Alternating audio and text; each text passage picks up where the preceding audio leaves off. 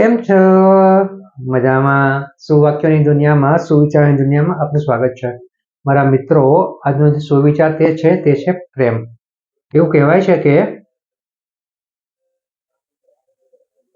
જ્યારે આપણે આપણા ગુસ્સાને બાજુમાં મૂકીને, આપણી હતાશાને બાજુમાં મૂકીને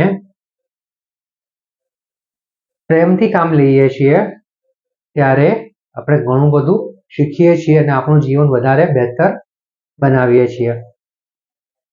આ વાતને શ્રી સંજીવ શાહ સાહેબે સુવિચાર તરીકે ખૂબ સરસ રીતે લખ્યું છે. તેમણે જીવન વિશે લખ્યું છે કે જીવનનો હેતુ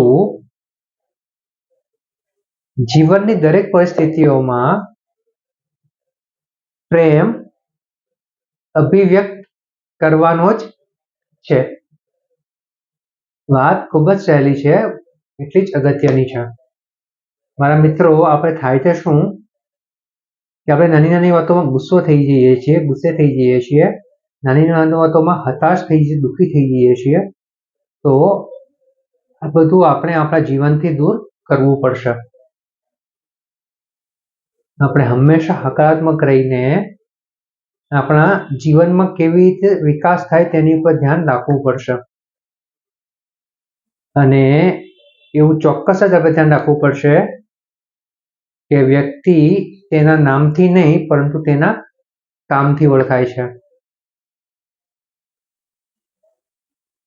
આપણું જીવન, આપણું વ્યક્તિત્વ એવી રીતે જીવવું જોઈએ કે જ્યારે આપણે કદાચ કોઈ એકાદ દિવસ કોઈ જગ્યાએ ના પહોંચી શકીએ જ્યાં આપણે રોજ જતા હોઈએ, સામેવાળી વ્યક્તિ યાદ કરે કે આજે આ વ્યક્તિ કેમ નહીં આવી, ભલે તે આપણું નામ ન જાણતી હોય, કારણ કે એ વ્યક્તિએ હંમેશા પ્રેમ જ વહેંચ્યો છે, હંમેશા સ્માઇલથી કામ લીધું છે. એટલે અહીંયા શ્રી સંજીવ શાહ સાહેબ કહી રહ્યા છે કે જીવનની કોઈ પણ પરિસ્થિતિ હોય, દરેક પરિસ્થિતિમાં આપણે હંમેશા પ્રેમ વહેંચવો જોઈએ. પ્રેમ વહેંચતા રહીશું તો આપણે જ ખુશ રહીશું. પ્રેમ એ આપણી ઓળખાણ બની જાય છે અને પ્રેમથી જ આપણું જીવન વધારે નિખરે છે.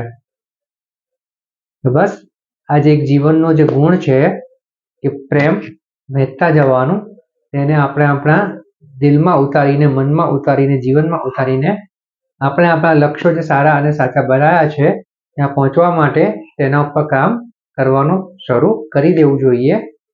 તેની પર કામ કરતા રહેવું જોઈએ. એક દિવસ એવો આવશે કે આપણે ત્યાં સંતોષપૂર્વક સફળતાથી પહોંચી જઈશું. જરૂર છે પ્રેમથી કામ લેવાની. Thank you.